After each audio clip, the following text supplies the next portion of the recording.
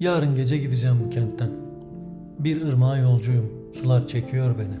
Yüreğimden başka taşıyacak yüküm yok. Sayılmazsa göğsümden düşen kuş ölüleri. Sözüm yok. İşte yüzüm, işte akşam. Sesimde anıların sessizliği.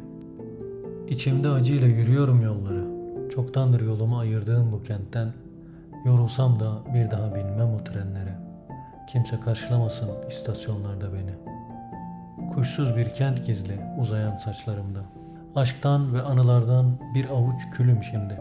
Ardımda usulca akan küçücük sular, bir onlar uğurluyor varacağım ırmağa. Sözüm yok, işte yüzüm, işte akşam.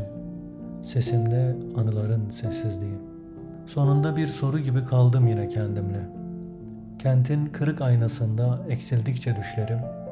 Söyle, benim ömrüm bu kente uğradı mı? Sahi ben hiç ömrümü kendime yaşadım mı?